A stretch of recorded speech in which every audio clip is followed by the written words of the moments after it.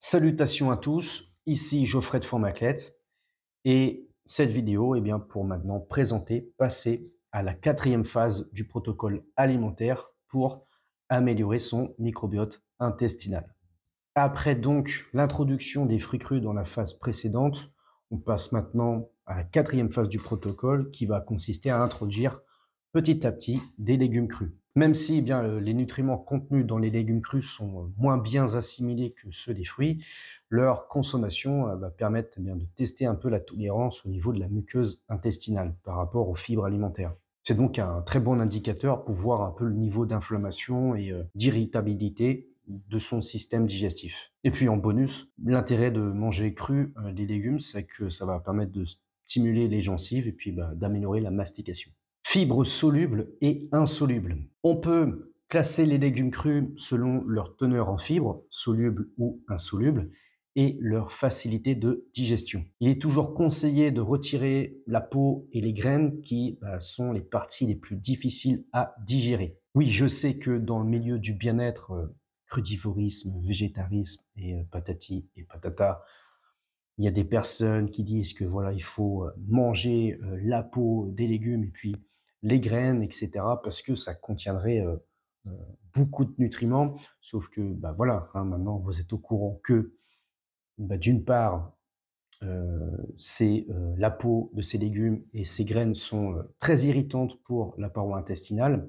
Et puis, même si ça contient beaucoup de nutriments, donc dans la peau des légumes et dans les graines, leur taux d'assimilation est très faible. Donc, aucun intérêt de continuer à entretenir une inflammation de la muqueuse intestinale avec la consommation, donc la peau des légumes et les graines.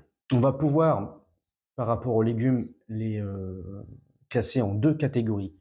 Les légumes très doux et puis les légumes plus denses. Concernant les légumes doux, qui sont faciles à digérer en début de phase, ça va être les salades vertes, la mâche, les concombres, la courgette crue, râpée, avec finement tranché. Et puis les légumes plus denses qu'on va introduire après, qui consistent à manger en fait des carottes crues, des endives, choux chinois et betteraves. Inutile donc de chercher à en consommer de grandes quantités. Il faut oublier les salades entières de légumes crus.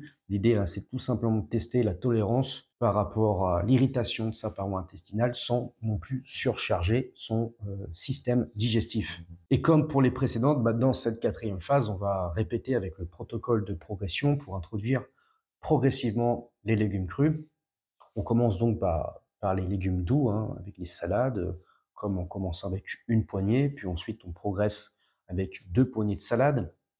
Et puis après, pour les légumes plus denses, par exemple, pour la carotte crue, on va commencer avec une cuillère à café de carottes râpées, puis après, une cuillère à soupe de carottes râpées. L'objectif final dans la consommation de légumes crus, ça serait de pouvoir digérer facilement une cuillère à soupe, par exemple, de légumes crus comme de la carotte, pendant chaque repas sans inconfort digestif. La durée de cette phase peut durer plusieurs jours en fonction de votre tolérance. Très important, il va falloir bien mastiquer à chaque bouchée et si besoin, râper très finement les légumes crus au début pour faciliter la mastication et puis la digestion. Voilà pour la quatrième phase. Donc, l'idée avec les légumes crus, c'est tout simplement de vérifier, de tester la tolérance par rapport à l'inflammation, l'irritabilité de sa paroi intestinale. À mon sens, c'est pas avec les légumes crus que vous allez avoir un apport important en micronutriments. Tout l'intérêt justement d'introduire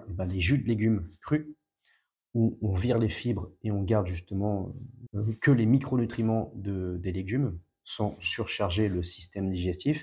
Et puis surtout aussi la consommation des fruits qui sont la plupart, c'est des fibres solubles, beaucoup plus digestes et qui, au contraire, par rapport aux légumes, les fruits apportent des micronutriments qui sont plus facilement assimilables. Une fois que vous avez fait cette quatrième phase et que à chaque repas maintenant vous pouvez consommer des légumes crus sans avoir peur d'avoir cette irritabilité à la digestion au niveau du ventre, ces douleurs abdominales, et bien ensuite on va pouvoir passer à la cinquième phase qui sera la prochaine vidéo. Pareil pour les autres vidéos, n'hésitez pas à mettre vos remarques, votre expérience dans les commentaires ou même en MP comme vous le faites hein, pour les autres vidéos. D'ailleurs, je vous remercie à tous ceux qui l'ont fait. Comme ça, bah, ça permet à tous hein, de pouvoir s'entraider et de s'enrichir mutuellement. Sur ce, je vous dis forme à vous.